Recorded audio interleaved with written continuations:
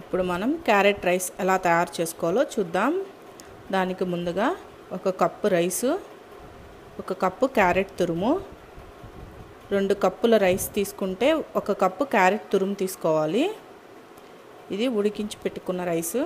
1 ఉల్లిపాయ ఇలా సన్నగా తరిగి పెట్టుకోండి.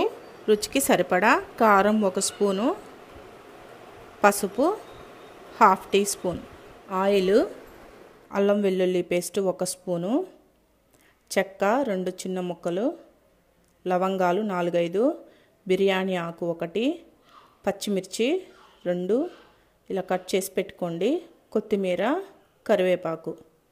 ఇప్పుడు తయారు చేసే విధానాన్ని చూద్దాం. ఇప్పుడు స్టవ్ ఆన్ చేసుకొని ప్యాన్ పెట్టుకొని దాంట్లో కొంచెం ఆయిల్ వేసుకోవాలి.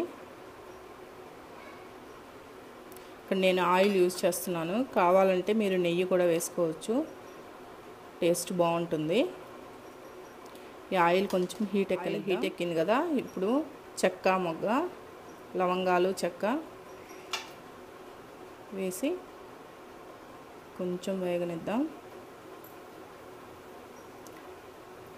దీనిలోనే పచ్చిమిర్చి,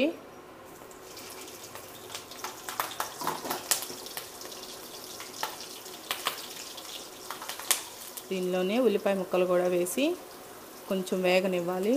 బిర్యానీ ఆకు కూడా వేయాలి. ఇవన్నీ కొంచెం లైట్గా వేయనివ్వాలి.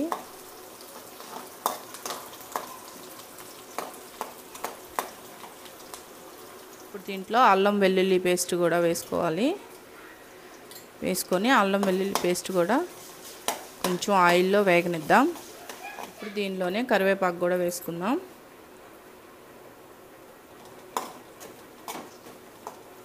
కరివేపాకు వేసుకొని తురుము పెట్టుకున్న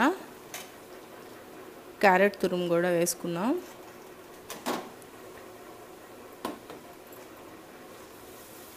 వేసి ఈ క్యారెట్ తురుము ఆయిల్లో బాగా వేగనివ్వాలి. కొంచెం లైట్గా వేగింది కదా, దీంట్లోనే సాల్ట్ మీ రుచికి సరిపడా వేసుకోండి. కొంచెం పసుపు కూడా వేద్దాము.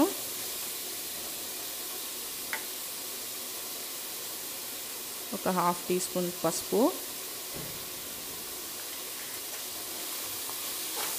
వేసి ఈ క్యారెట్లో ఉన్న వాటర్ అంతా పోయి బాగా వేగేదాకా వెయిట్ చేద్దాం. దీనిలో మీరు కావాలంటే బీన్స్ కూడా యాడ్ చేసుకోవచ్చు, పచ్చి బఠానీ, బీన్స్ అవి కూడా యాడ్ చేసుకోవచ్చు. నేను ఇక్కడ యాడ్ చేయటం లేదు, క్యారెట్ రైస్ అన్నాం కాబట్టి ఓన్లీ క్యారెట్ వేసుకున్నాను. బాగా వేగింది కదా, దీంట్లో 1 స్పూన్ కారం వేసుకుందాం. కారం వేసి బాగా కలబెట్టండి.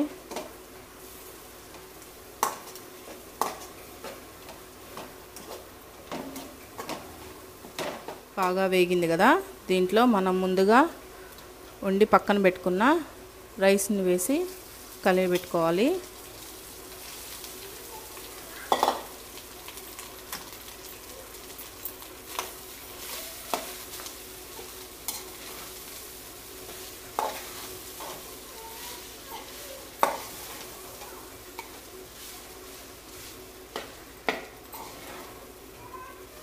అంతా బాగా కలిసేటట్టు బాగా కలపండి.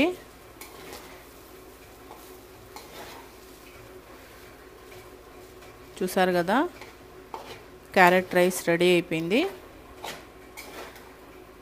బాగా కలిసింది కదా, దీంట్లో ఇప్పుడు మనం కొత్తిమీర చల్లుకొని సర్వ్ చేసుకుందాం.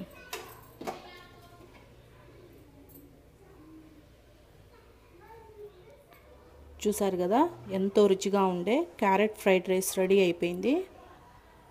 ఈ వంట కానీ మీకు నచ్చినట్లయితే నా యూట్యూబ్ ఛానల్ మనా చెఫ్కి సబ్స్క్రైబ్ చేయండి.